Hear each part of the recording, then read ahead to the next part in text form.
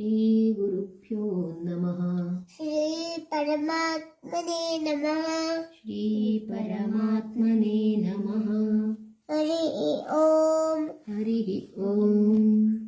राजवेद्या राजगुह्य राजविद्या राजगुह्य योगो नाम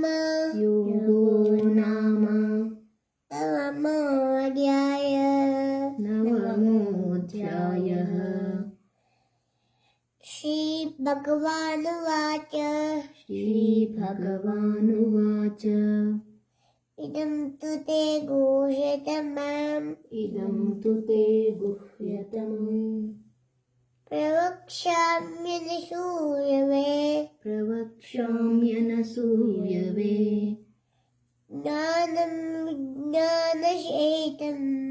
ज्ञानं विज्ञानसहितं ये ज्ञात्वा यज्ञात्वा मोक्षसे शुभात्। राजविद्या राजगुह्यम् राजविद्या राजगुह्यम् पवित्रमिदमुत्तमम्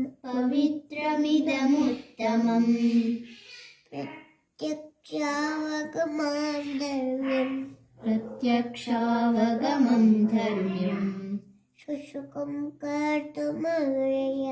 सुसुखं कर्तुमव्ययम् अश्रद्धदानः पुरुष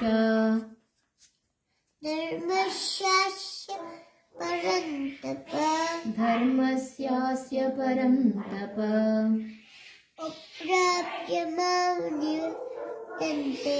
अप्राप्य मां निवर्तन्ते मृत्युसंसारवर्त्मनि मया ततमिदं सर्वम् जगदव्यक्तमूर्तिना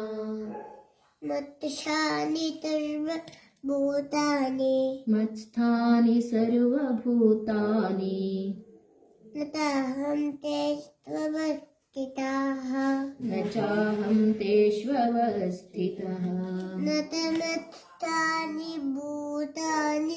न च मत्स्थानि भूतानि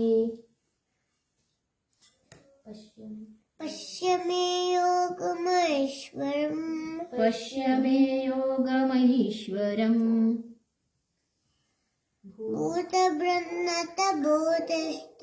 भूतभृन्न च भूतस्थो ममात्मा भूतभावनः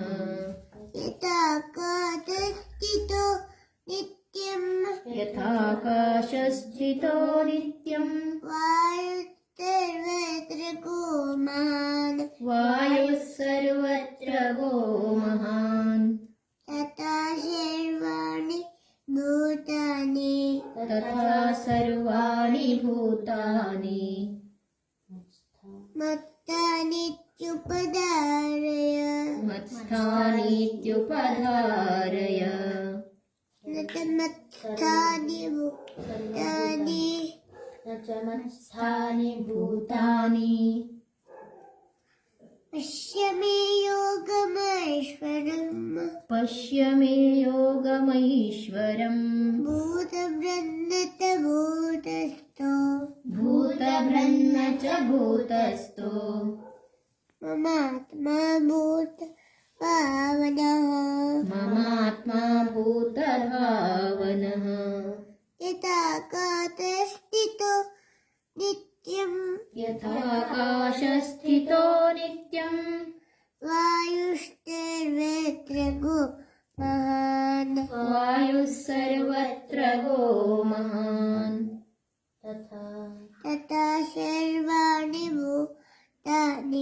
तथा सर्वाणि भूतानि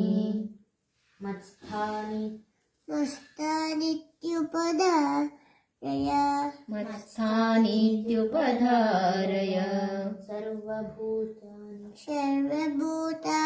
कौन्तेय सर्वभूतानि कौन्तेय प्रकृतिं यान्ति मामिकाम् प्रकृतिं यान्ति मामिकाम् कल्पक्षये पुनस्तानि कल्पक्षये पुनस्तानि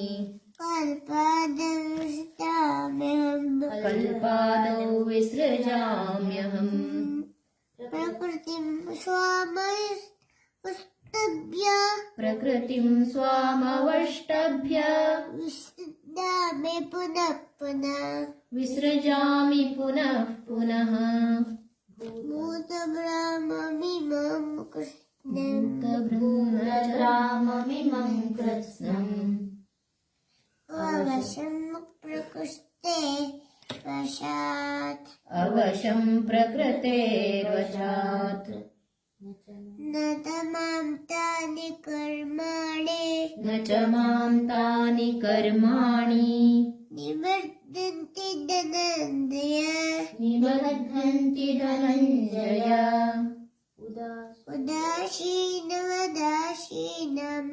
उदासीनवदासीनम् अतक्तेन्तु कर्मसु असक्तं तेषु कर्मसु मयाध्यक्षेण प्रकृतिः मयाध्यक्षेण प्रकृतिः श्रूयते सूयते सचराचरम् हेतुनानेन कौन्तेय हेतुनानेन कौन्तेय जगद्विपरिवर्तते अजानन्ति मां मूढाः अवजानन्ति मां मूढा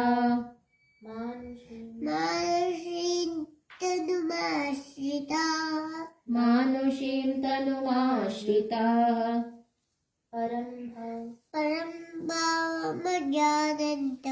परं भावमजानन्तो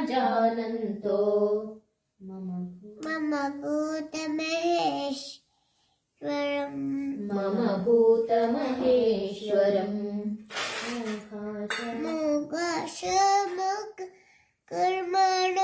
मोघाशामोघकर्माणो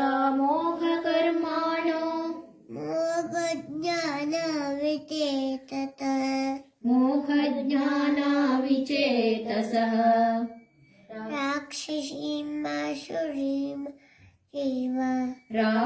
राक्षसीमासुरीं चैव प्रकृतिं मोहिनीं श्रिताः प्रकृतिं मोहिनीं श्रिताः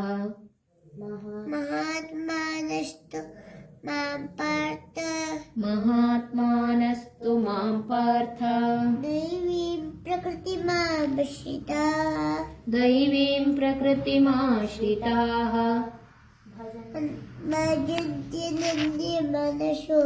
भजन्त्यनन्यमनसो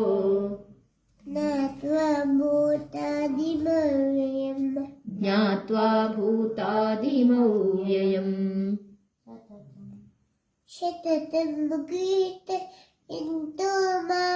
सततं कीर्तयन्तो माम् यतन्तश्च दृढौ रताः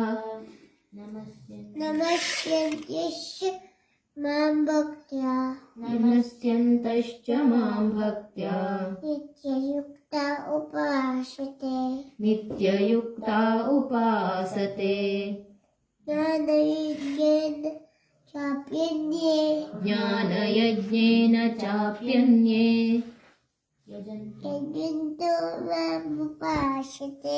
यजन्तो मामुपासते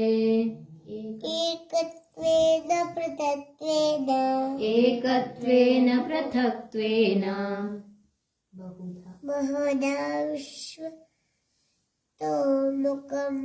बहुधा विश्वतोमुखम्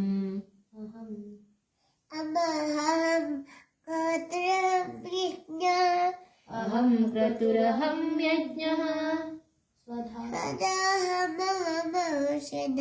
स्वधाहमहमौषधम् मन्त्रोऽहमहमेवाज्यम् अहमग्निरहं हुतम् पिताहमस्य जगतो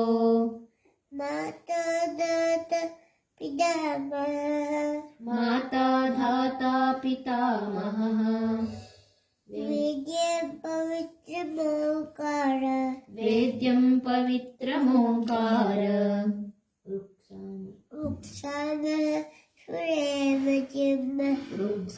ऋक्सामयजुरेव च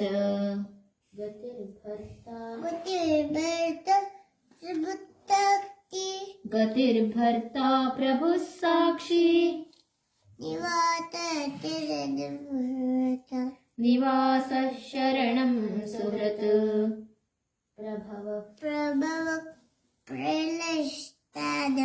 प्रभवः प्रलयस्थानम्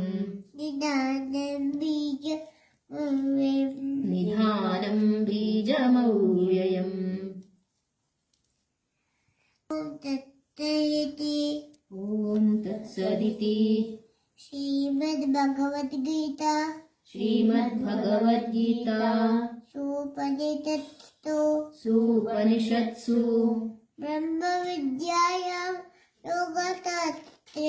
ब्रह्मविद्यायां योगशास्त्रे श्रीकृष्णार्जुनसंवादे राजविद्या राजगुह्ययोगो नाम नवमोऽध्यायः।